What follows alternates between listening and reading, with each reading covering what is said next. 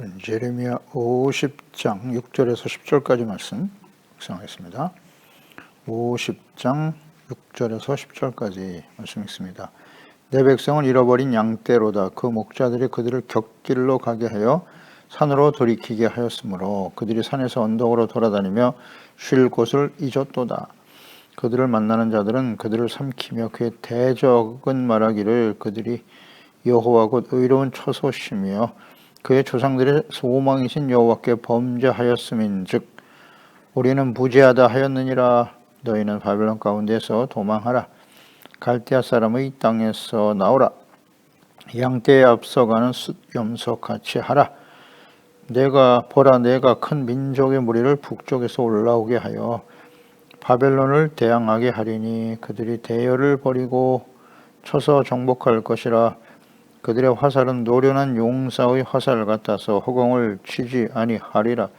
갈대아가 약탈을 당할 것이라.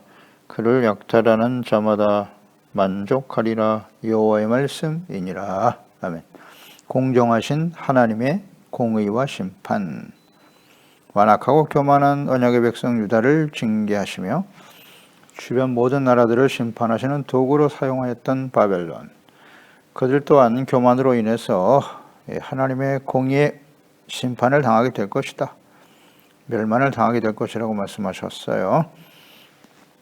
그들이 섬기던 벨과 무로닥 우상들이죠. 대표적인 신과 우상들이 다 부서지고 무너질 것이다. 수치를 당하게 될 것이다 라는 말씀을 하셨고요.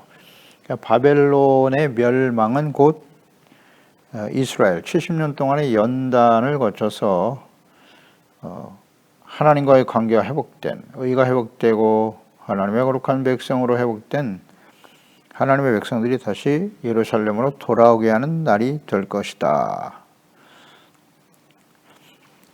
이것은 곧 하나님의 백성들에게 징계와 혼란을 당하게 하시는 목적이 잘 나타나 있죠.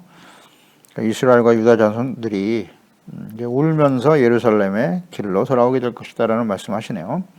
바벨론의 멸망과 이스라엘의 회복입니다. 운다고 하는 것은 그 눈물의 의미는 회개와 구원에 대한 회복에 대한 감사와 기쁨의 눈물이겠죠. 이어서 오늘 본문 말씀에도 바벨론의 멸망에 대해서 말씀하시면서 이스라엘은 다시 회복될 것이다 라는 말씀도 하시고요. 그러니까 그들이 멸망하게 된 원인, 이스라엘이 멸망의 길을 가게 된 유다 백성들이 언약의 백성이죠. 유다가 바벨론에서 멸망하게 된 원인이 무엇인가? 그리고 바벨론의 멸망에 대해서 말씀하시면서 하나님은 하나님의 백성이나 이렇게 이방인들이나 공정하게 의를 행하신다는 거예요. 이거 매우 중요합니다. 하나님의 공의는 공정하세요. 하나님의 백성들이 악을 행하는데도 그냥 방치하시는 분이 아니세요. 이방인들이 범죄였기 때문에 하나님의 진노의 심판 가운데 떨어지는 건 너무나 당연한데 하나님의 백성, 그들이 악을 행하면 하나님은 그대로 내버려 두시나요? 무조건 용서하십니까? 아니라는 거예요. 이 하나님의 공정하신 하나님의 의에 대해서 바르게 이해하는 것이 중요합니다. 6절로 7절에 언약의 백성 유다가 바벨론에 의해서 멸망을 당하게 된 원인이 무엇인가가 나와 있죠. 내 백성은 잃어버린 양떼다 라고 표현하셨죠. 내 백성, 유다 언약의 백성들, 이스라엘. 그 목자들이 그들을 곁길로 가게 하여 산으로 돌이키게 하였고 언덕으로 돌아다니면서 쉴 곳을 잊었다 라는 말씀을 하셨어요.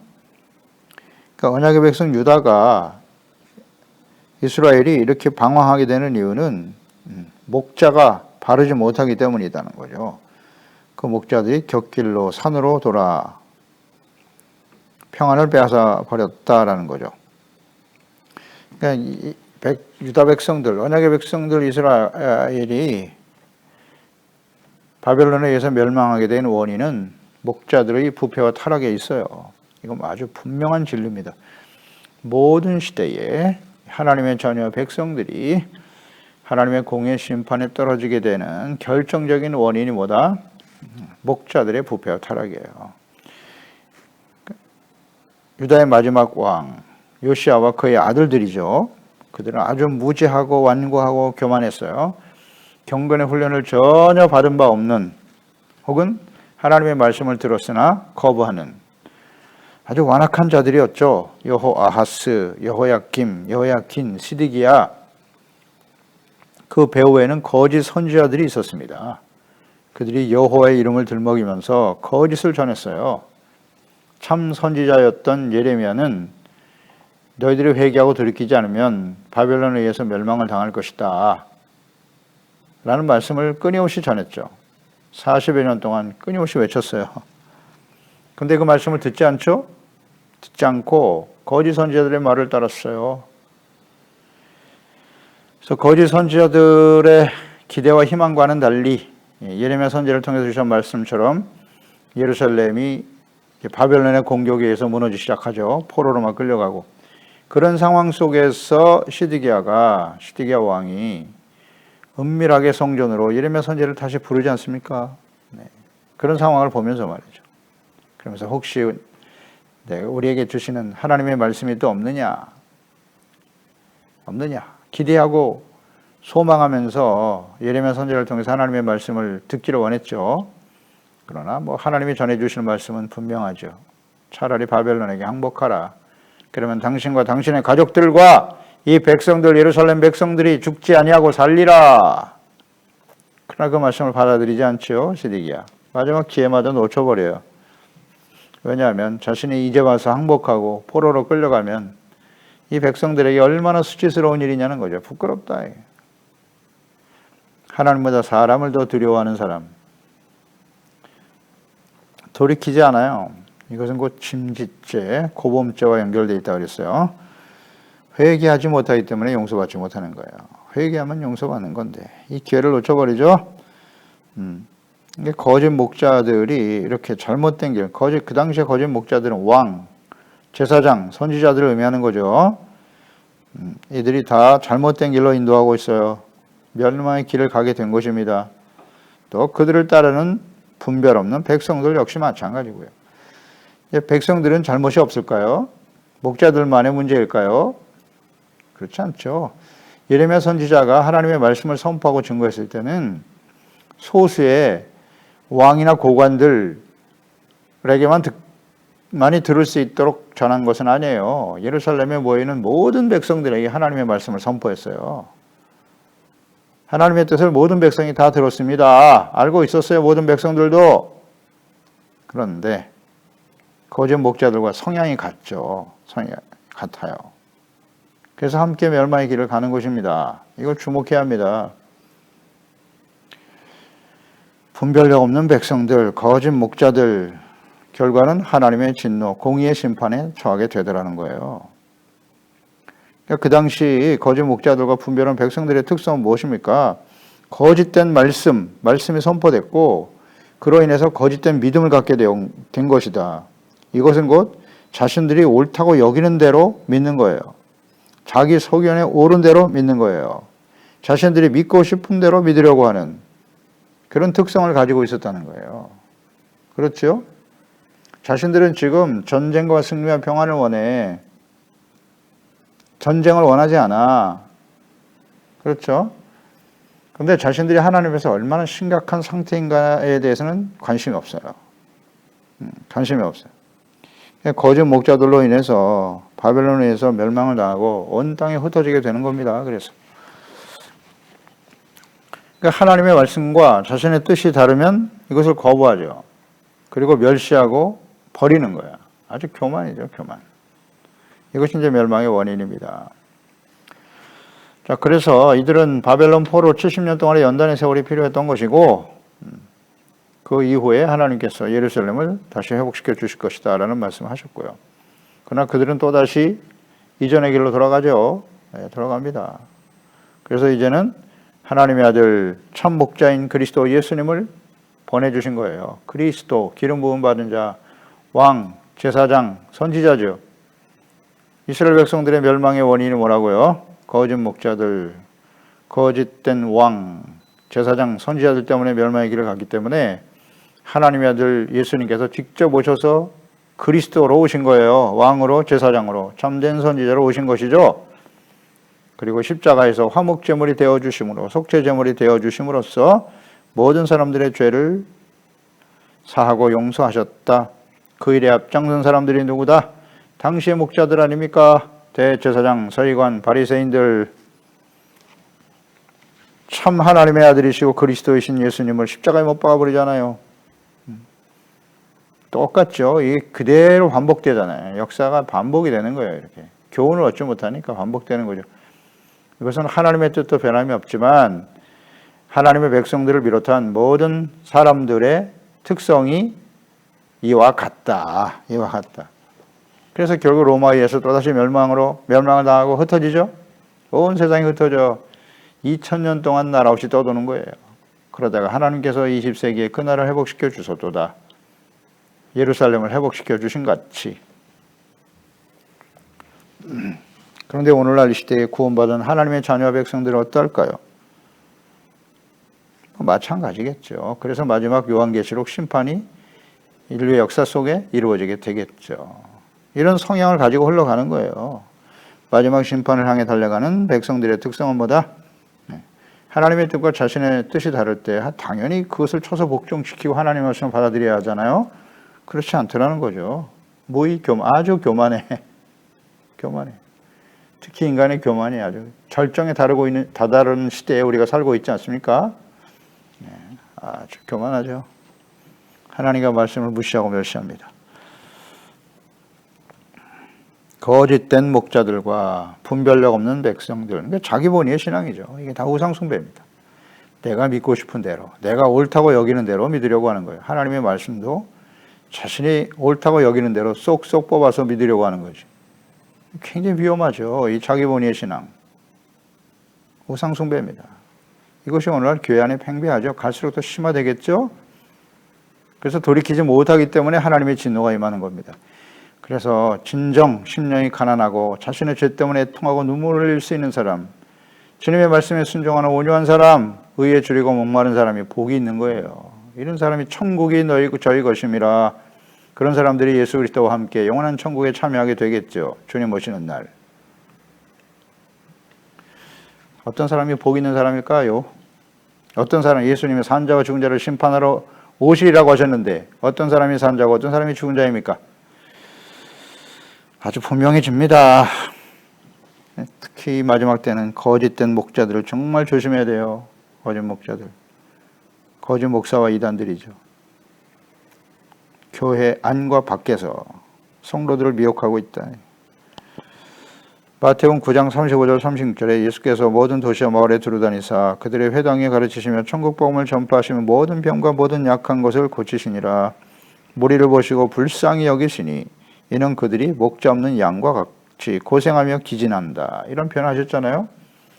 참 목자로 오신 예수님께서 목자 없이 방황하는 예수님 당시에 유대인들이잖아요. 불쌍히 여겼다. 목자 없는 양과 같이 고생하고 있었다는 거죠. 그래서 끊임없이 천국 복음을 전해주신 거고 가르쳐 주시고 병든 자를 치료해 주시고 불쌍히 여기는 마음을 가지고 목자 없는 양이라고 표현하셨어요. 그 당시에 목자가 없었나요? 대제사장과 서기관 바리새인들이 없었습니까? 그들은 다 거짓 목자들이었다는 거죠. 요한복음 10장 14절 16절이죠. 나는 선한 목자다. 나는 내 양을 알고 양도 나를 아는 것이 아버지께서 나를 아시고 내가 아버지를 아는 것 같이 나는 양을 위하여 목숨을 버린다. 또 우리에게 들지 아니한 다른 양들이 있어 내가 인도하여야 할 터이니 그들도 내 음성을 듣고 한 무리가 되어 한 목자에게 있으리라. 한 목자 예수 그리스도. 하나님의 언약의 백성과 우리의 들지 아니한 다른 양 이방인들이죠. 그들에게도 복음이 전파되고 한 무리 한 목자이신 예수 그리스도를 믿고 구원받게 할 것이다. 예수님 목자로 오신 거예요. 우리의 목자는 예수 그리스도이십니다.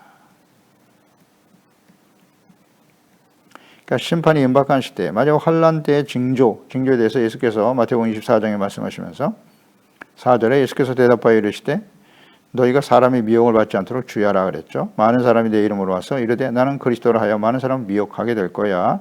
11절에 거짓 선지자가 많이 일어나 많은 사람을 미혹할 것이다 라고 말씀하셨죠. 그러니까 마지막 때 징조 중 하나, 징조가 바로 거짓 선지자. 예루살렘 이스라엘 유다의 마지막 바벨론 심판 때를 보세요. 거짓 선지자들이 난무하잖아요. 그 거짓을 더 믿죠? 자신의 뜻과 맞으니까. 자신의 소견에 오른 대로 우리는 전쟁과 통해서 우리가 멸망당하다니 그건 말도 안 돼. 우리가 하나님의 자녀와 백성인데 왜 멸망을 당한단 말이야. 이런 생각. 그러나 그 심판을 통해서 온전케 하신 심판의 목적은요. 회복입니다. 회복. 하나님의 정체성 회복.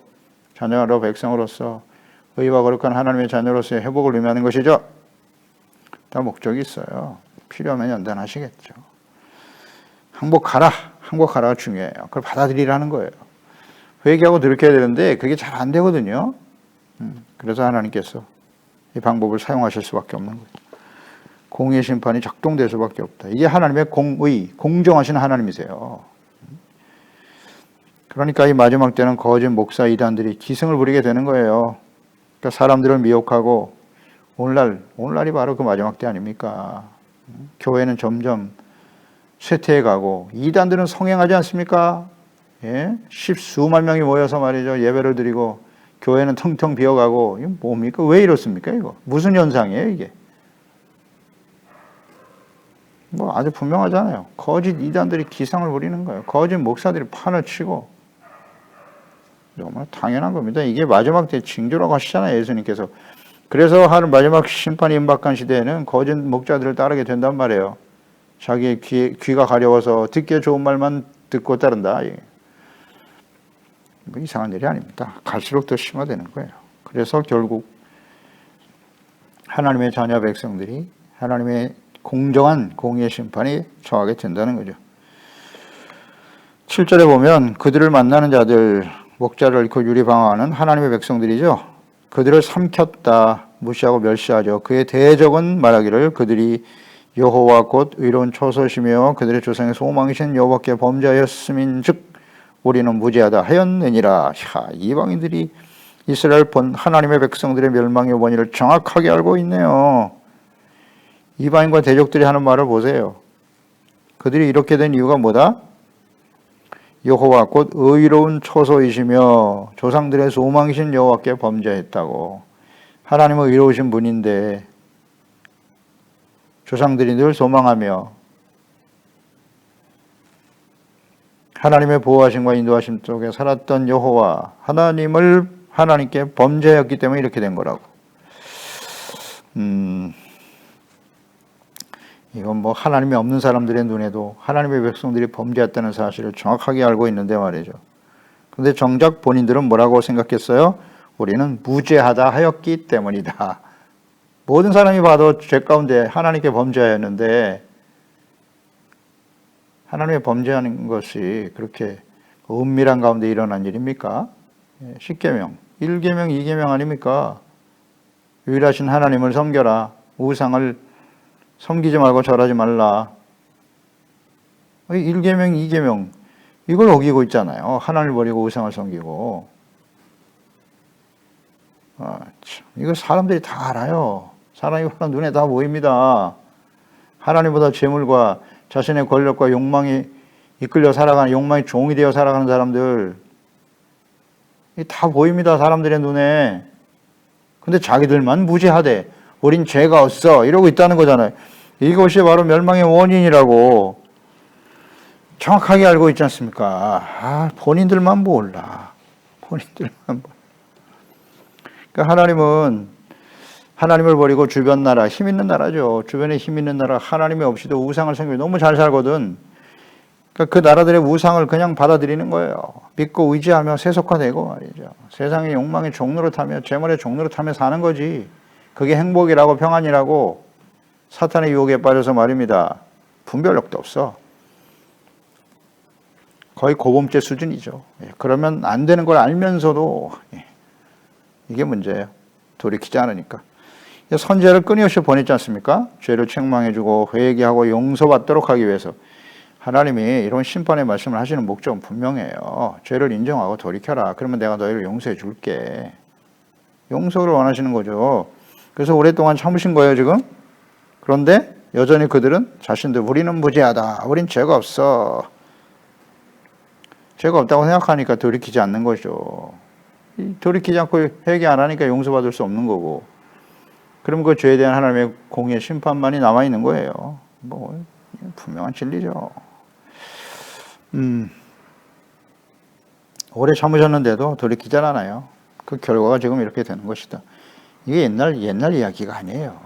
하나님의 백성들을 향한 하나님의 뜻이고 하나님을 거역한 하나님의 백성들이 이와 같이 된다는 거죠. 이건 모든 시대에 적용되는 거예요. 오늘 우리에게도 마찬가지고요. 따라서 우리는 하나님의 말씀을 듣고 묵상하며 예배하는 목적과 의미가 무엇인가를 분명히 알아야 돼요. 뭐 계속되는 말씀이 중요하니까 계속 들어야죠. 율법의 말씀을 주셨고 선지자들을 통해서 주신 모든 말씀, 그것을 다 기록하게 하여 남기셨잖아요. 이게 성경이고. 성경을 기록하여 남기신 목적이 뭐냐 이거죠. 그 말씀을 듣고 묵상하게 하시는 목적은 무엇인가? 예.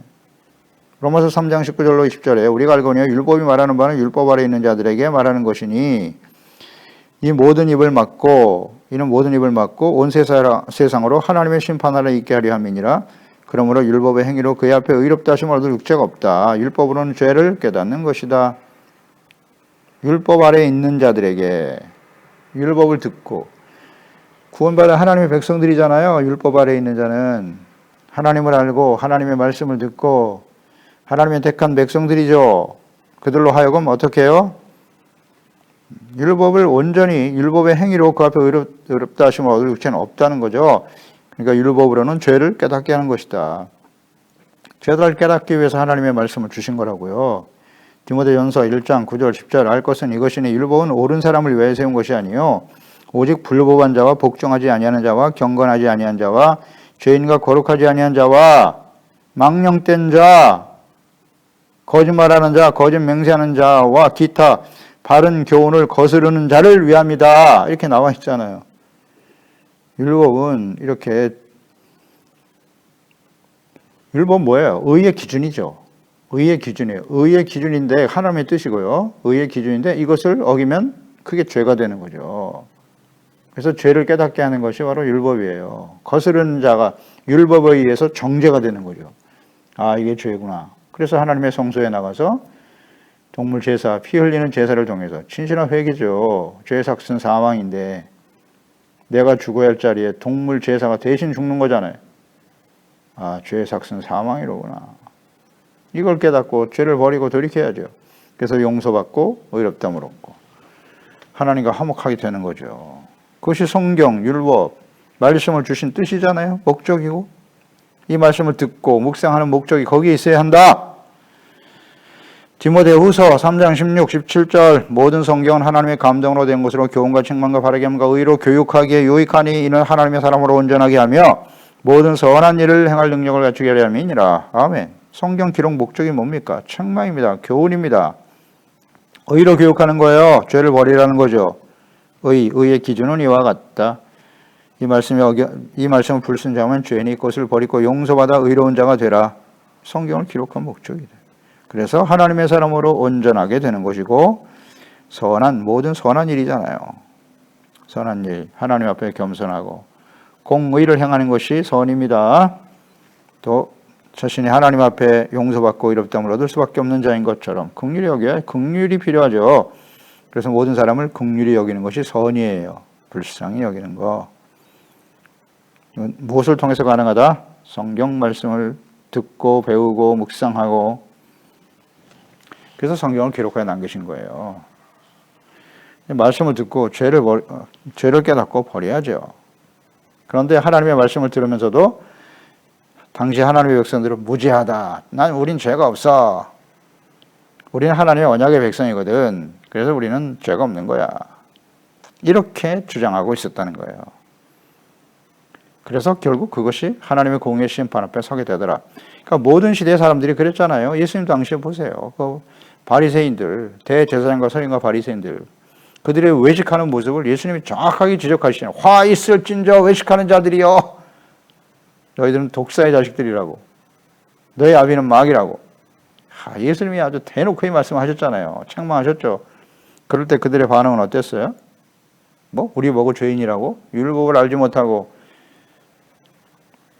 율법을 지키지 않는 죄인이 말이죠. 감히 우리를 너희가 정죄하느냐?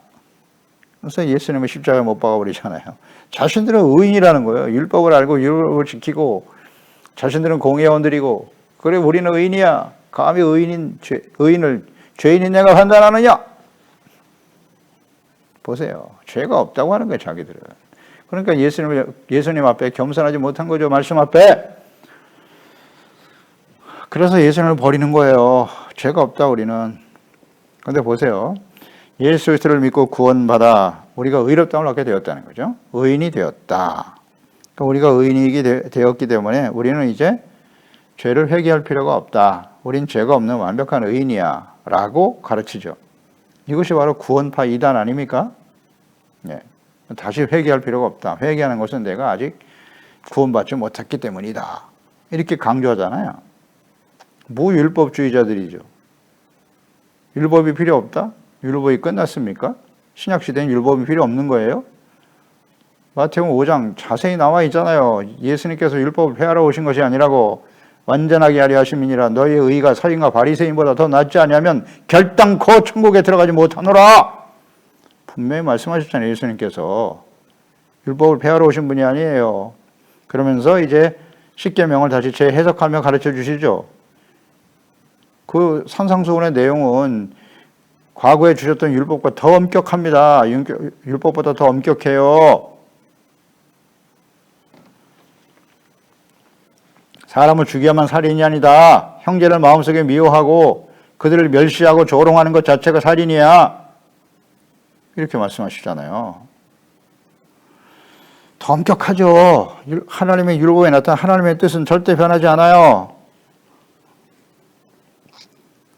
구원파 이단들, 완전히 구원파를 따르는 교회를 떠나서 이단을 따르는 사람들도 있지만 교회 안에도 이 구원파 이단들이 상당수 있다고 봐요. 목사들을 비롯해서. 계속해서 예수 믿고 구원받아 의롭다함을 얻었다. 구원받았다. 천국 간다는 얘기만 계속 하는 거야 그냥. 우리가 완전한 자입니까? 예수 믿고 구원받아 우리는 완전한 자가 된 것입니까? 그렇지 않다잖아요.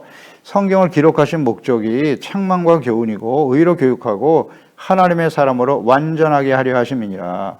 말씀과 교육을 통해서 훈련을 통해서 완전해져 가는 거죠. 구원, 성화되어지는 과정. 이건 모르나요? 그러니까 하나님의 말씀을 부지런히 듣고 묵상하고 깨달아서 그 앞에 자신의 죄를 깨달아야죠. 하나님의 말씀과 뜻대로 행하지 않는 모든 것이 죄니까. 버리고 이 부분을 내가 지금 잘못 생각하고 있군요. 잘못된 길로 가고 있군요. 깨닫고 버려야죠.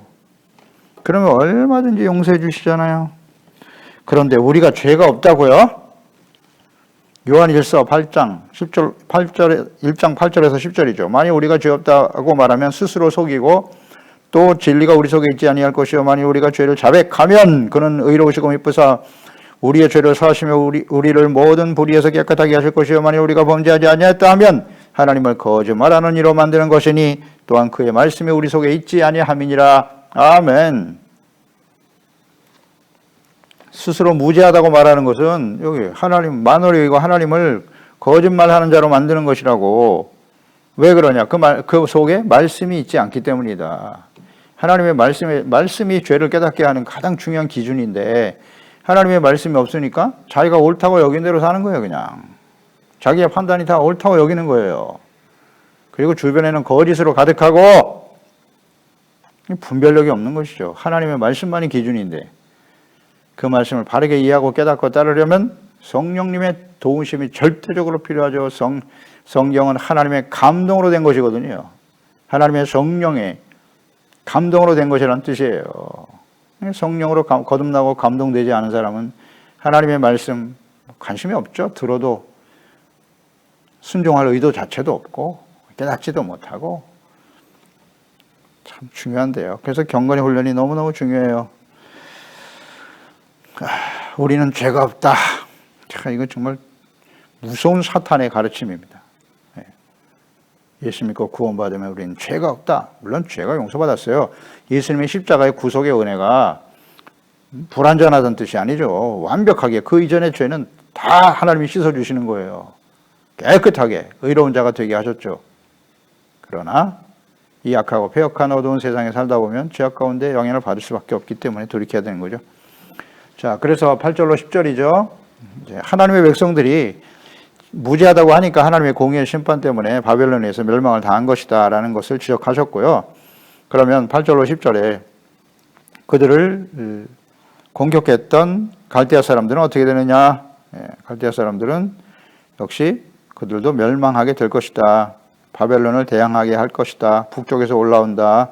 대열을 버리고 쳐서 정복할 것이다. 그들의 화살은 노련한 용사의 화살 같다. 그렇습니다. 이렇게 되는 거예요. 결국 바벨론도 멸망의 길을 갈 수밖에 없다는 거죠. 그들이 교만하고 하나님의 백성들을 과도하게 박해하고 죽였죠. 그 결과 역시 멸망의 길을 간다는 거예요. 이것을 통해서 우리가 깨닫는 바잖아요. 이렇게 어떻게 해야 돼요? 공정하다 깨닫는 거예요. 하나님의 백성들이 스스로 죄가 없다고 하고 하나님께 범죄하였기 때문에 하나님의 공의 앞에 바벨론에서 멸망을 당했고 모든 사람들이 다 아는 바예요. 공개적으로 깨닫게 하시는 거고 그들을 공격했던 바벨론 역시 하나님께서 보내시는 북쪽의 군대 메대와 파사죠. 그 군대에 의해서 멸망을 당하게 될 것이다. 깨닫는 바입니다. 하나님의 백성 또 이방인들이 동일하게 하나님의 공의 앞에 서게 되더라. 공정하신 하나님. 이게 하나님의 공정이에요. 공정입니다. 이게 하나님을 바르게 깨닫고 우리가 예수 믿고 구원받았다는 건 너무너무 소중한 하나님의 은혜요. 기적과 같은 은혜죠.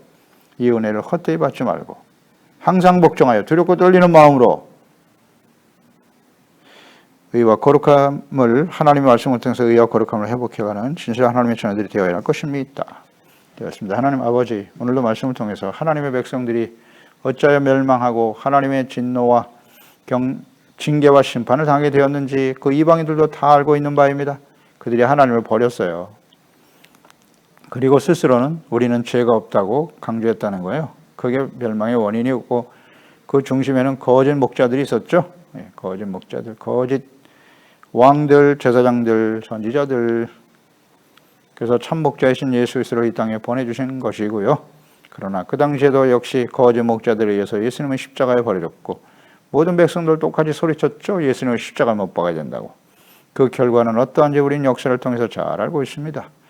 오늘 이 시대에 하나님의 교회와 자녀들 역시 마찬가지다. 이와 같은 심각한 상황에 놓여 있다. 마지막 심판의 징조가 거짓 목자들이 선지자들을 조심하라고 했는데 지금 기승을 부리고 있죠.